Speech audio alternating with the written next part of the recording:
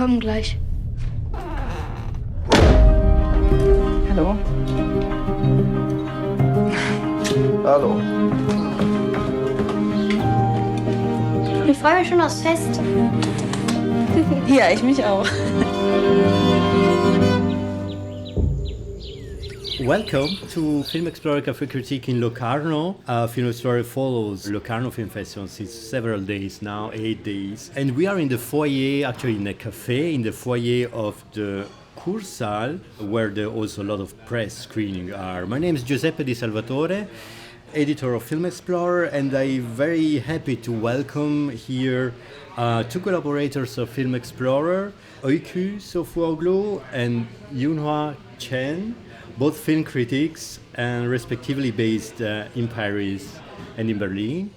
And to welcome also Eduardo Simantob, editor for culture at Swiss Info, with whom Film Explorer shares complicity in passionately discussing films in Locarno every year. So thank you for coming. And yeah, we are going today to discuss the film The Spatz in Kamin by Roman and Sylvan Zürcher. It's a special occasion, I think, the screening in Locarno of this film, because it's the last film by Roman and Sylvan Zürcher, because they work together in direction and production, just changing their task for every film. It's a trilogy starting in 2013 with Das merkwürdige Kätzchen, and then 2021 with Das Mädchen und die Spinne, and now The Spatz in Kamin premiered in Locarno in the international competition in English, The Sparrow and a Chimney. The film is in a big house. It's a family drama. In the center of this family there is a figure of the mother who is gathering all the family for an anniversary. At the same time she's mother and daughter, because the figure of her own mother, absent, haunts the big villa. And it's a film about the relationship, the familial relationship, with a nice crescendo at the end. I think we're probably going to discuss exactly also the end. It was the beginning of our discussion about this film. Before this, I really would like to start, I don't know what to compare too much now with the other two films, but just starting in saying you that my impression about this film, that in comparison with the other two, that at least from the point of view of the dialogue, this one is more explicit. There is more sort of almost violence in the dialogues, something just in a way to radicalize. They are known for this aesthetic that is very nuanced with details and things, and now with this character, the main character Karen, but also with the other one, the dialogue are very explicit. So I don't know, how do you feel about the dialogue, or if you also felt this specificity of being more explicit in the relationships?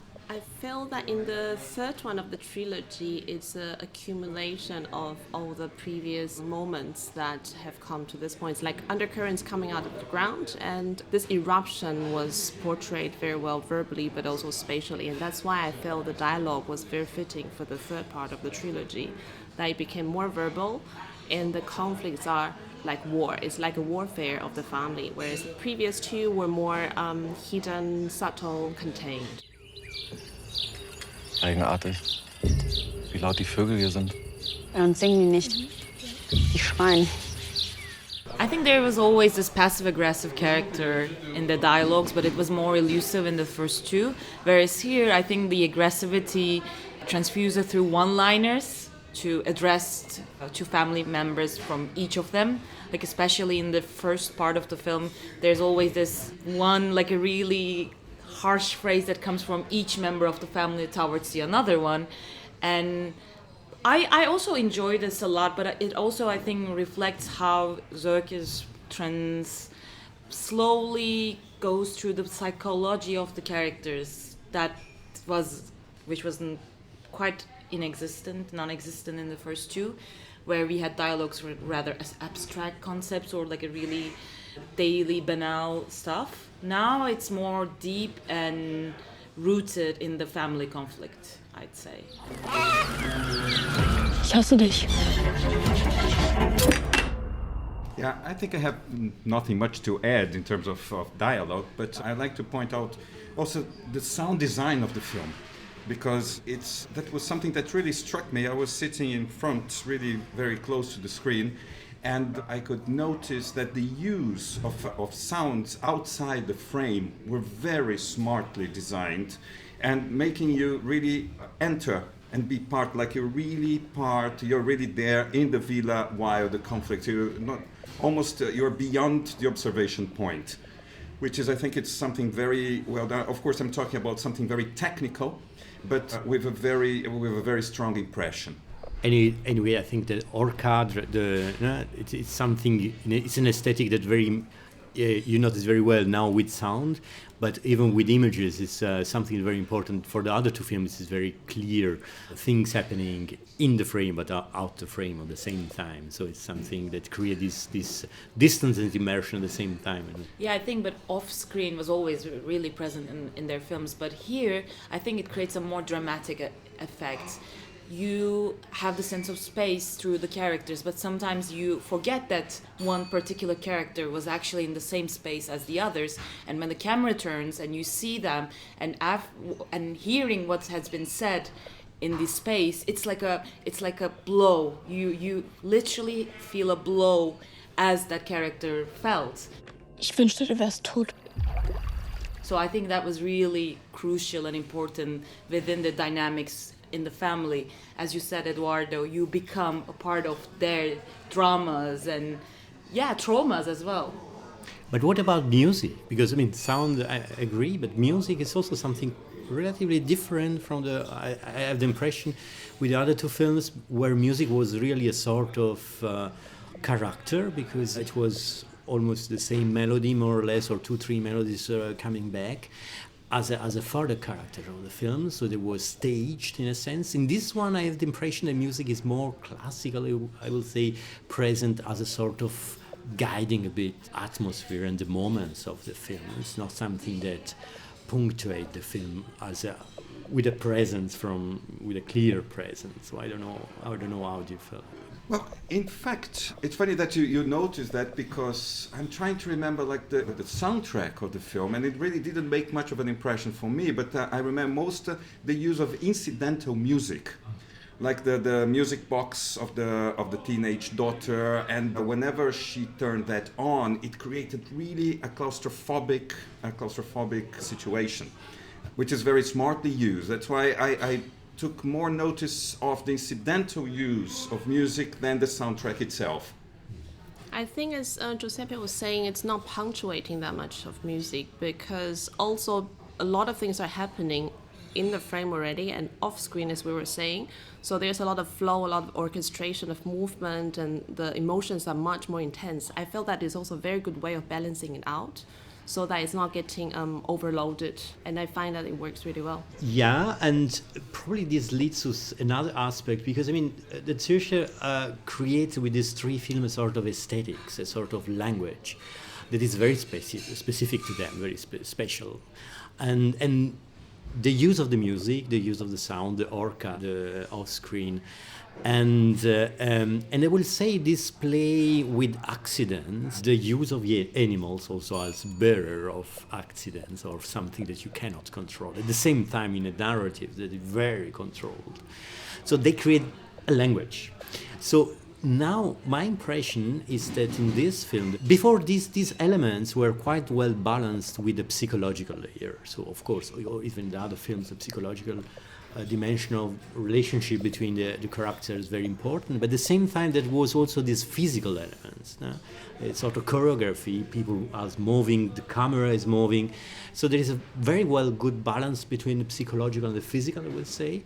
And in this one I have the impression that psychological drama, the psychological line prevail. It's as if this language is now digested, is now there, no more at the center, and the psychological line, the psychological narratives takes really a lot of central. I feel like it depends also on who wrote the film, because I feel like the second one was more like a Sylvan's pen, but while this is a pure Ramon film, maybe I'm like projecting, but I feel like the especially the second one was more strong on the formal level, whereas here we're in the territory of experimentation, of dreams, of traumas, of the past.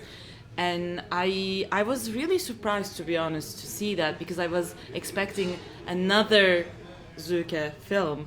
Now, with this third one, I think we literally emancipated from their own language, from their aesthetic base they structured in their first two films. And I'm curious about what they're gonna do with their fourth film. And that was something I wasn't expecting at all coming here to see their film, actually. And I'm curious about what you thought of it as well. Well, to be honest, I think this psychological, when I see the psychological dramas in Swiss movies, and having been living here in Switzerland for 25 years, and the way dysfunctional families are treated in Swiss movies, it strikes me, because Switzerland, in a way, is has a general phobia of psychoanalysis. I live close to where Carl Gustav Jung used to live and died, and he was an heretic. And I can still see how people here are really afraid of commenting about, I mean, if they do therapy, if they do psychoanalysis, they're really afraid to comment it in public because it's viewed as they are really mental, they have real serious mental diseases. There's still like this very old-fashioned reaction to psychology, and I say all this because there are lots of Swiss movies dealing with psychological dysfunctionalities more than society itself is ready to see. In that sense, I think that the Spatz in Kamin actually goes a bit further too, because somehow I'm trying still to figure out at what new level it's taking like this psychological drama. As Giuseppe was saying, it's much more violent, it's much more aggressive. I mean, the start of the film, the way they stage the whole situation could really be like the starting of a horror thriller or something very uncanny. And this is something that actually hooked me from the beginning.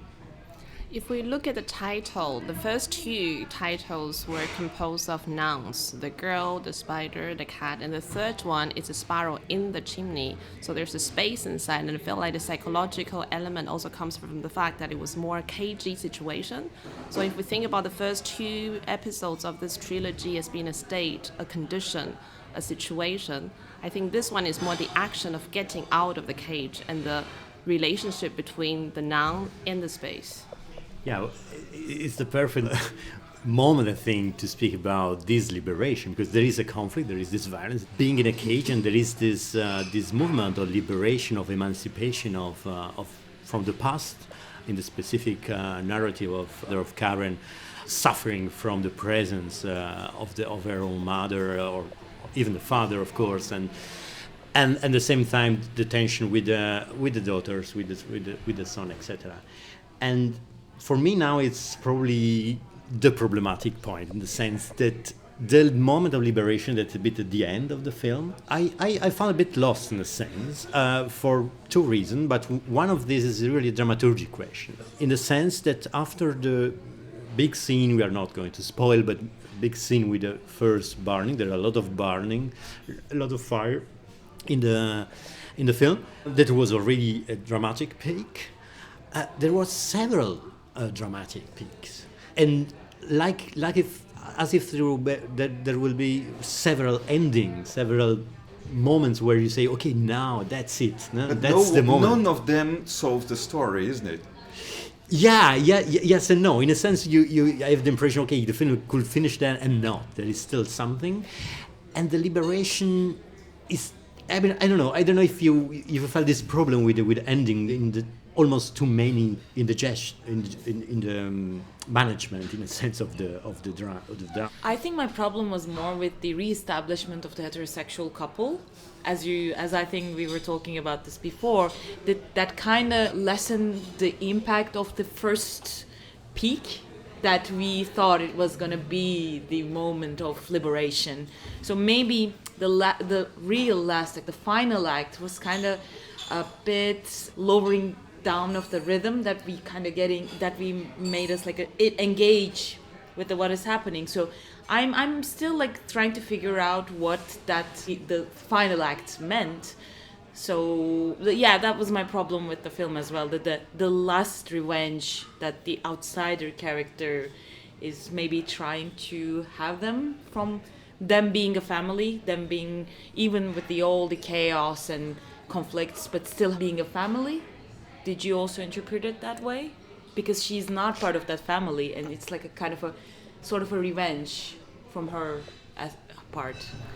I can see, I hear you, and I was feeling that it was not re-establishment of a heterosexual couple at the end. Also because I felt at the very end, it was the men being taken out of the triangle. So men is not in the equation anymore, and women become individuals of their own rights. And for that, I think those moments of peaks that Giuseppe was saying was making sense as well, because it came from the moments of understanding and the use of willpower. And in order for willpower to be transformed into supernatural power, I think has to be something that is the trigger, and the trigger has to be sincere. So the action, without spoiling the ending of the film, I think was one woman complicit with the other woman to trigger, in a sincere way, the willpower that causes the drama which liberates them all. And it's not the family going back together, but it's rather one looking from the outsider perspective, the other one getting away, having her own life, and the men out of the question. I completely agree with you. At the same time, I have the impression that not only the man in this, because one of the liberation for me was this open triangle installing itself and imagine as a sort of figure of something other than the classical family, and that was for me a nice output already. Okay, the man is evacuated in a sense, but I have the impression that even the lover, not Karen, but Liv, the lover in the triangle, and she's also in a way she has to go away in a sense from. So I have the impression that in the very end, and it's a bit alone with her recomposing. I was more like Öykü feeling this sort of revenge or this sort of taking new position, her as an individual, and not necessarily always in the complicity with Liv. I have the impression that at the end, Liv is a bit disappearing. I don't know. Well, to be honest, I think that I felt a bit at loss with the character of Liv, of this lover. I think it lacked a bit more of development of the character, her motivations, even if they are nuanced or just implied, not explicitly brought. You can only speculate on her presence there and so on. And at the same time, I think there was a twist in the story that, of course, I don't want to spoil here, but we're almost doing that. But that was a dramatic twist that was, for me, very welcome during the film. But I felt in the end that it was a wasted twist, in the sense that it was bringing the film to another situation, surprising, etc. It was very welcome, but it was not well worked upon to the end. That's what I say, that all these possible endings or possible peaks in the end that could close the story, none of them really solved the thing. Not that I was expecting something to be solved, but it leaves too many open ways to deal with the story without deciding exactly which way to go. I also want to add that like Zürcher's always made really crowded films, like choral films, as we can say, but I've kind of felt that because of the psychological elements, it felt really overcrowded within the dramatic impact. Like we had traumas between the siblings and children with their mother, but also the absent grandmother was also a part of that psychological conflicts, but also within the, as we said, the couple dramas. So I think at the end, what I was mostly curious about, which was the siblings drama, that totally went forgotten at the end, especially the older sibling who came from abroad. While watching the film, I thought, okay, she's kind of at the center. She is the balance. She kind of constitutes the balance between the siblings and the mother, but her story and the other stories of Leon and the girl with the problem with the bones, they were forgotten, kind of. I don't know. In a sense, I would say that that's normal. I mean, it's great that to be able to create a polyphony in a dramaturgic way in a film. That's already a great achievement. And of course, to finish a polyphony, there is always actually polyphony should be never ending. But I mean, Yun-Hua, you had another interpretation of this. I mean, you defend actually this ending. Is it for you also a good way to end the trilogy, for example? I agree with you saying that polyphony at the ending would be problematic. For me, I think it makes perfect sense. Also, I think all the conflicts can be summed up, and then they are also the same kind of conflict that was being passing on from generation to generation. And I think the core element of the film for me is the shell that the mother was carrying, and when that shell was broken, a new world was opened up. And so I think the same logic was applying to the rest of the family members for me as well. So I felt like the whole film was actually a whole, and the conflicts actually came from the same source. And I appreciate the fact that it was coming out in different complex and intertwined ways. And the characters themselves also have their own worlds and their own trauma to deal with. But in the end, they were one. At the same time, I feel like these kind of absences and blanks within the story is made in such a way that the way we interpreted it, the film would always make it valid and probably like meaningful. So I don't know if it, like, when I hear Yun-Hua's interpretation, it feels like it's like a well done structure as that validates everything done in the film. So I don't know if it's like really like that, or is it just your interpretation, or is it just made so that the audience can feel it and make it a more valid and coherent story. I don't know if it's like I don't know if it makes sense what I said, but it could be my own interpretation, but I think that's the beauty of it is that's my personal relationship with the film. And of course, everyone can have a million ways of reading it. And I find it really lovely when there's space that was left at the end. And the polyphony, as we were talking about, the confusion, I actually find it super beautiful. Ich habe nie verstanden, wie du mit Markus und den Kindern hier einziehen konntest. Mutter hat dieses Haus geliebt. Manchmal kann ich sie spüren. Wenn sie mich gestreichelt hat, haben ihre Hände gezittert. I would like to end this discussion just to ask you where the sparrow for you can or should go. I mean, the sparrow can escape the chimney, go away just in the sky, or where exactly? So metaphorically probably, but... I would say that maybe the sparrow went away but was eaten by the cormorants. As long as the sparrow doesn't end up in the washing machine, I'm okay with it. I don't know, are we talking about Zürcher as the sparrow, or like the... You can answer literally or metaphorically, as you prefer. I don't know, I hope it doesn't go to somewhere within the house again, like as you said, regarding the twists, like thinking that it liberated but came back, but maybe, yeah, I don't know. But wish the sparrow to start a journey. Who knows, probably next film from Zürcher will be a road movie. Get out of the closed spaces, exactly. I mean, it's quite claustrophobic, isn't it? Anyway, thank you very much for the discussion. Interesting and yeah, just waiting for more films by the Zürcher, and enjoy the rest of the festival.